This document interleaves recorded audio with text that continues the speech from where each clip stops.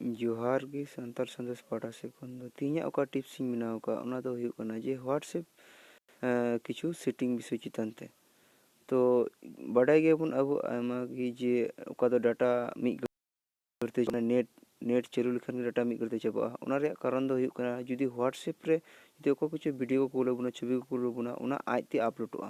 माने अवरी क्लिक रेगी ओना अपलोडोआ तो ओना विषय चितान ते गिन बनाव जिते ओना को बांग हुयुग ओना लगिते नोआ वीडियो फास्ट को लास्ट दबे नेल तो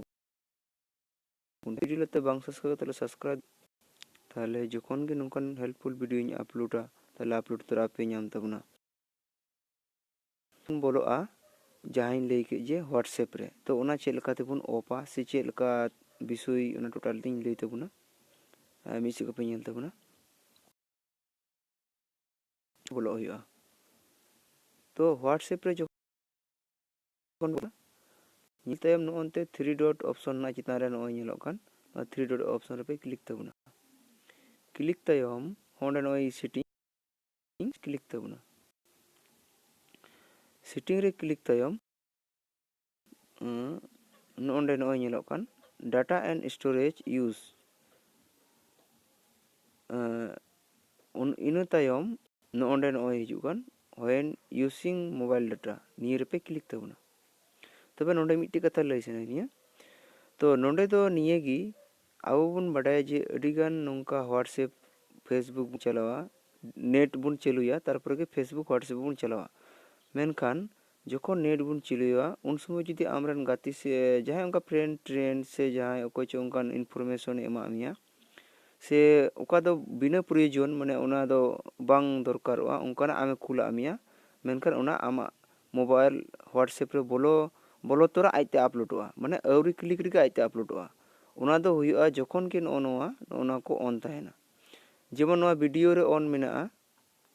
नोआ वीडियो रे ऑन ना ताहले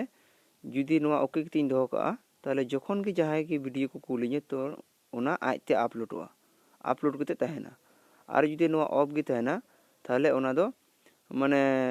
इन क्लिका जतखन ना इन बइन क्लिक द तखन ओना बांग डाउनलोडोआ माने ओना नेल ची उना चे बैक रोड चेल का भाबे बुन करो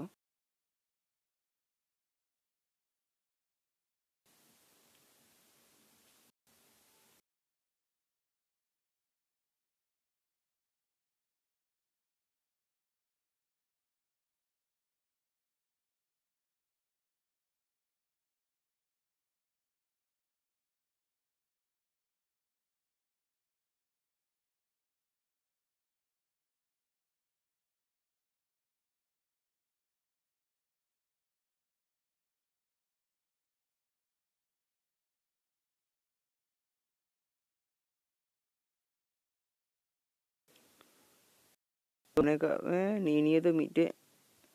मिटे वीडियो कना जतखन नोआ बइन क्लिक दा ततखन ओना दो बांग अपलोडोआ तो जुदी ओने ओका जहां लई के जुदी ओना ऑफ गे थाहेना ताहले ओना दो बांग